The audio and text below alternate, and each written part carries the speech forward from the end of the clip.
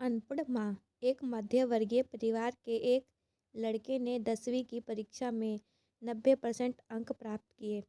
पिता ने मार्कशीट देखकर खुशी खुशी अपनी बीवी से कहा कि बना लीजिए मीठा दलिया, स्कूल की परीक्षा में आपके लाडले को 90% अंक मिले हैं। माँ किचन से दौड़ती हुई आई और खुशी खुशी बोली, दिखाइए मुझे भी मेरे लाल का रिजल्ट देखना है। उसी बीच लड़का फटाक से बोला, बाबा उसे रिजल्ट कहाँ दिखा रहे हैं, क्या वह पढ़ लिख सकती है?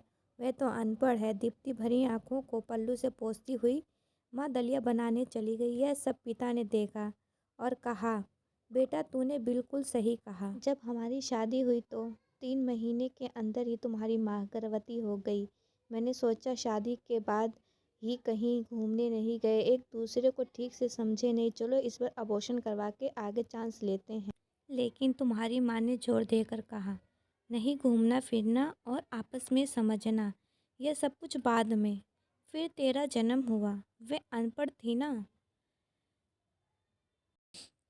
तू गर्भ में था तो उसे दूध बिल्कुल पसंद नहीं था। तुझे स्वस्थ बनाने के लिए हर दिन 9 महीने तक दूध पिया। क्योंकि वे अनपढ़ थी ना, तुझे सुबह 7 बजे स्कूल जाना रहता था, इसलिए सुबह 5 बजे उठकर तेरा मनपसंद नाश्ता और डब्बा बनाती थी। क्योंकि वे अनपढ़ थी ना, जब तुम रात में पढ़ते पढ़ते सो जाते थे तो वह आकर तुम्हारी कॉपी और किताबें बस्ते में भरकर तुम्हें बिस्तर पर सुलाती थी और उसके बाद ही सोती थी। और रात में बार बार जागकर तुम्हें ओढ़नी से ढकती थी। क्योंकि वे अनपढ़ थी ना, बचपन में तुम ज़्यादातर समय बीमार रहते थे, तब वे रात भर जागकर भी सुबह जल्दी उठती थी और काम में लग जाती थी।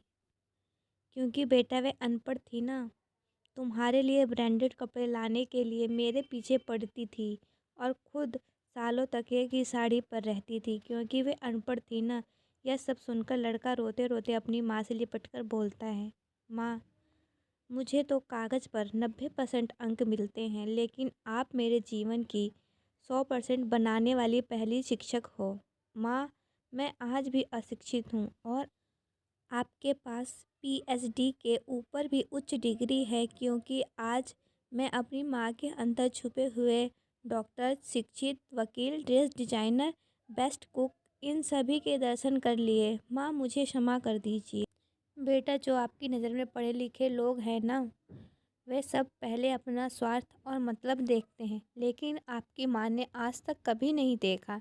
क्योंकि अनपढ़ है ना, वे खाना बनाकर और हमें परोसकर कभी कभी खुद खाना ही भूल जाती है। इसीलिए मैं गर्व से कहता हूँ, तुम्हारी माँ अनपढ़ है।